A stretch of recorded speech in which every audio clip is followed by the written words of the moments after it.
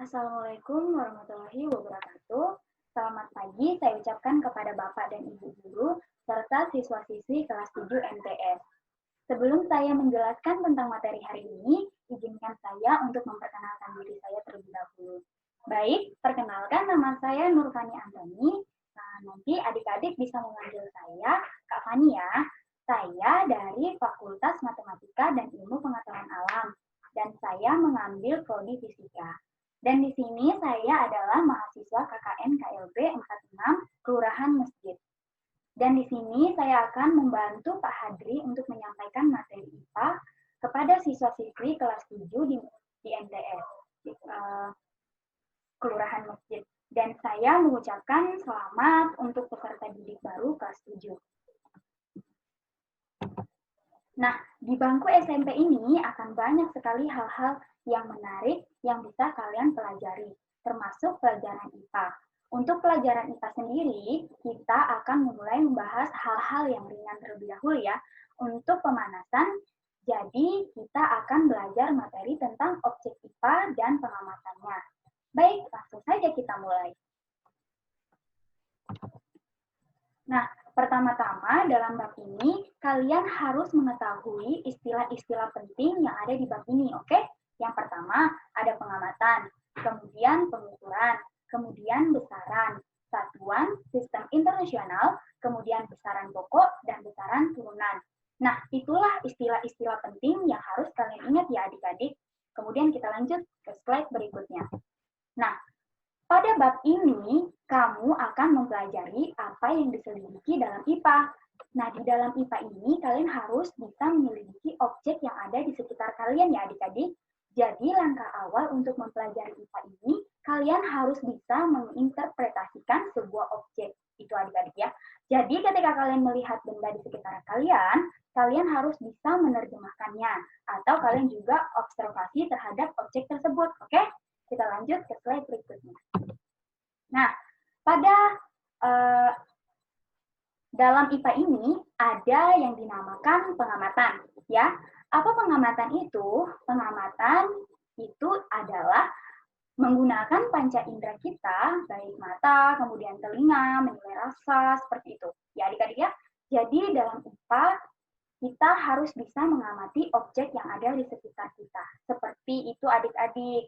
Kemudian kita dapat mengumpulkan data-data tersebut dan informasi yang telah diamati oleh panca indera kita.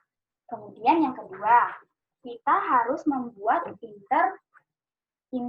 inferensi, di mana sebuah inferensi atau penjelasan apa yang telah kita amati. Gitu adik-adik. Jadi setelah kita mengambil pengamatan, melakukan pengamatan, observasi, kemudian kita melakukan inferensi, yaitu merumuskan apa saja yang telah kita amati atau observasi.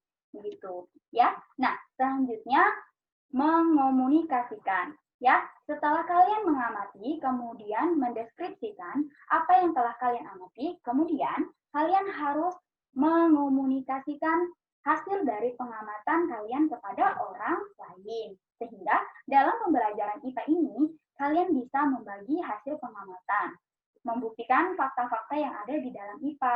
Oke, kita lanjut ke slide berikutnya.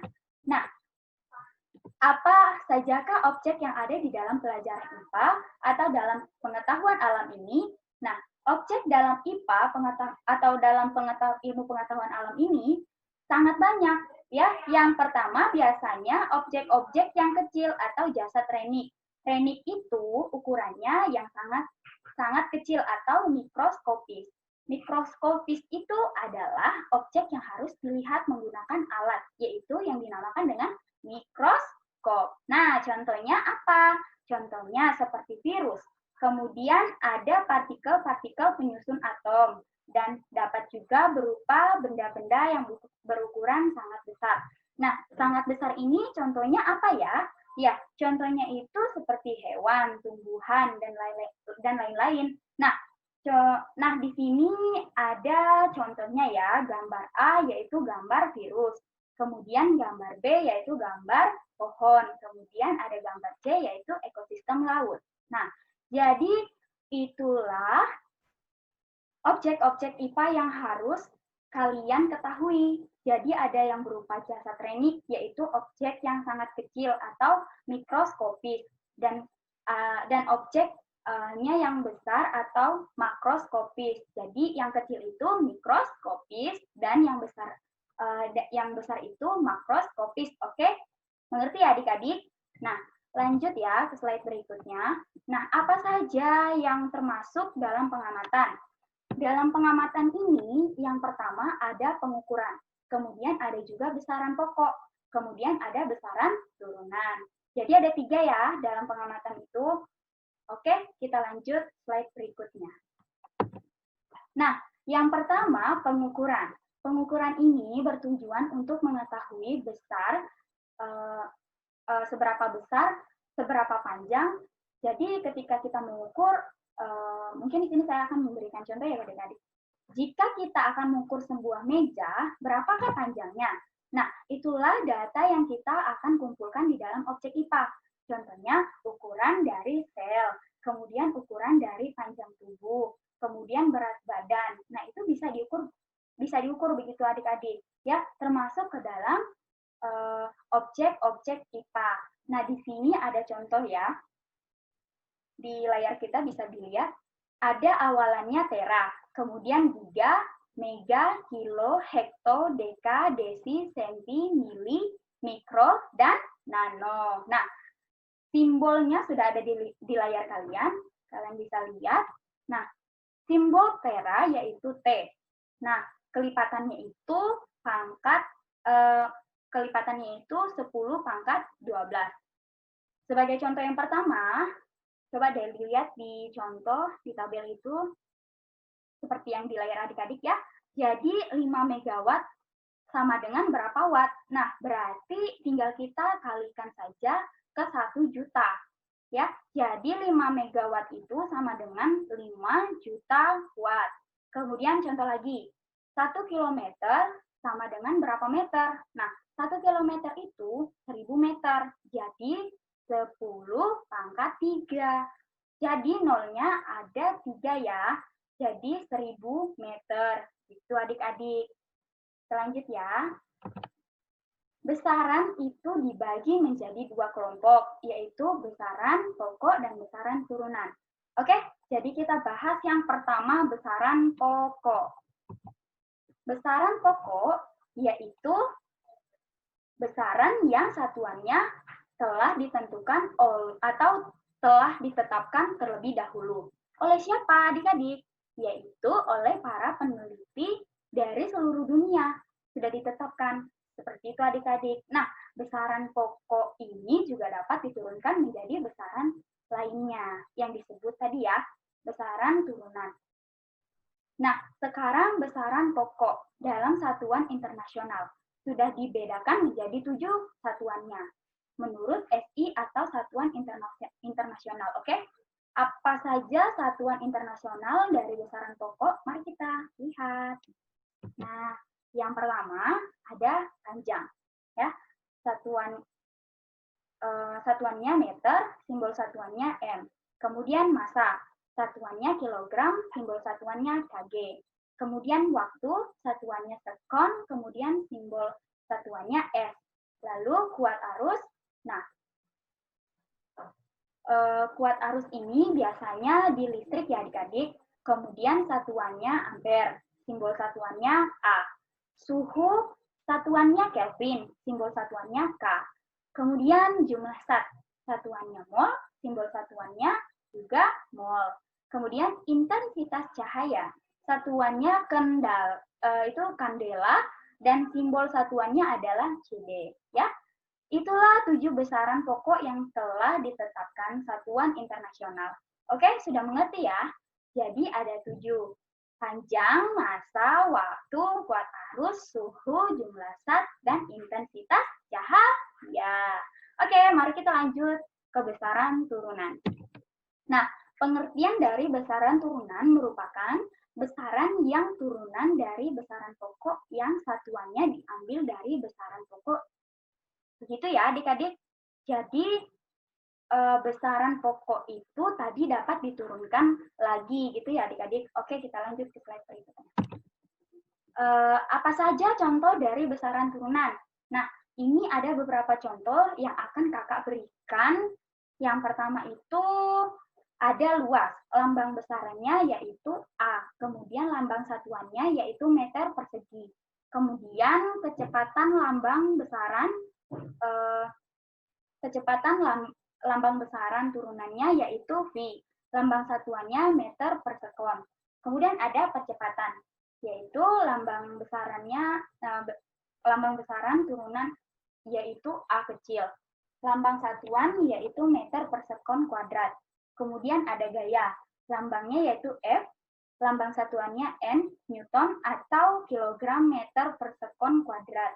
Kemudian ada tekanan, lambang besaran turunannya Pi, lambang satuannya yaitu kilogram per meter sekon kuadrat. Kemudian ada usaha, lambangnya W, kemudian lambang satuannya yaitu kilogram meter kuadrat per sekon kuadrat. Kemudian ada massa, kemudian ada massa jenis.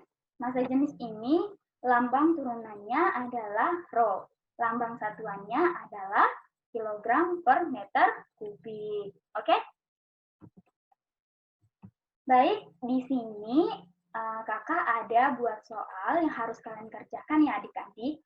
Nah, nanti misalnya ada yang masih kurang paham, nanti bisa tanyakan kakak di grup atau bisa chat kakak secara pribadi. Nah, untuk sistem pengumpulannya nanti kakak bilang di grup kita ya di WhatsApp, oke? Nah, adik-adik, ini adalah penjelasan untuk hari ini. Jadi istilah penting tadi sudah kita pelajari, seperti apa yang dimaksud dengan pengamatan, kemudian apa yang dimaksud dengan pengukuran, kemudian apa yang dimaksud dengan besaran pokok dan besaran turunan. Lalu besaran pokok tadi ada 7 ya, harus ingat, dan besaran turunan hanya sebagian contoh ada 7. Masih banyak sekali besaran turunan yang diturunkan dari besaran pokok adik-adik. Oke? Sekian saja video pembelajaran IPA kelas 7 bab 1 tentang objek IPA dan pengamatannya. Semoga bermanfaat.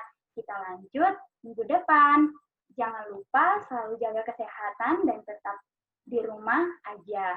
Assalamualaikum warahmatullahi wabarakatuh.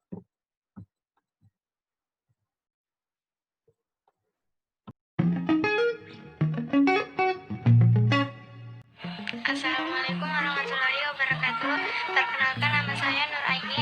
Asal saya dari Kalimantan Timur, Andel 2. Hobi saya bermain bulu tangkis dan sepak bola. Terima kasih.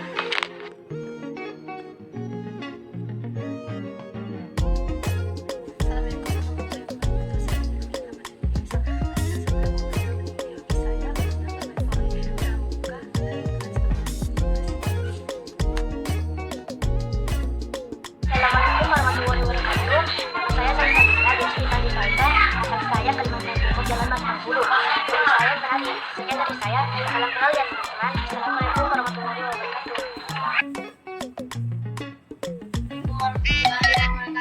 Salam kenal dari saya, Muhammad Nasri. Assalamualaikum warahmatullahi wabarakatuh. Perkenalkan, nama saya Aurelia Anton. Saya berasal dari Samarinda. Saya sering dipanggil Aurel. Dan hobi saya bermain bulu tangkis. Cita-cita saya menjadi apoteker. Sekian, terima kasih. Assalamualaikum warahmatullahi wabarakatuh. Nama saya Udri Hasnur, biasa dipanggil Udri. Asal saya Samarinda, hobi saya bermain bulu tangkis. Sekian perkenalan saya. Assalamualaikum warahmatullahi wabarakatuh. Nama saya Rahmat Hidayat. Saya tinggal di Jalan Negara.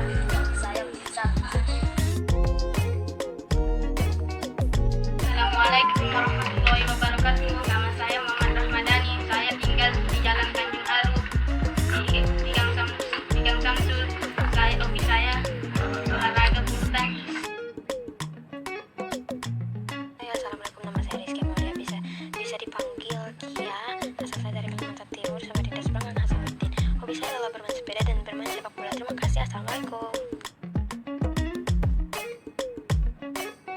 Assalamualaikum warahmatullahi wabarakatuh. Perkenalkan, nama saya Hanifah Lutfia, biasa dipanggil Hani. Umur saya 11 tahun.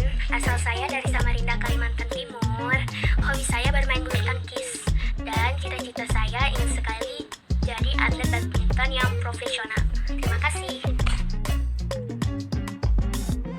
Assalamualaikum warahmatullahi wabarakatuh. Nama saya Muhammad Faiz, biasa dipanggil Faiz. Hobi saya memancing, asal saya Samarinda. Sekian, terima kasih. Wassalamualaikum warahmatullahi wabarakatuh. Assalamualaikum warahmatullahi wabarakatuh. Perkenalkan, nama saya Muhammad Davi, biasa dipanggil Davi. Asal saya Samarinda Seberang, hobi saya bermain game. Sekian dari saya. Wassalamualaikum warahmatullahi wabarakatuh. Assalamualaikum warahmatullahi wabarakatuh. Nama saya Muhammad Dava, biasa dipanggil Dava. Saya tinggal di Samarinda Seberang. Hobi saya adalah bermain game. Sekian dari saya. Wassalamualaikum warahmatullahi wabarakatuh. Assalamualaikum warahmatullahi wabarakatuh. Nama saya Rahayu Tania, biasa dipanggil Rahayu. Alamat saya Jalan Terbayus yang 13. Hobi saya menggambar.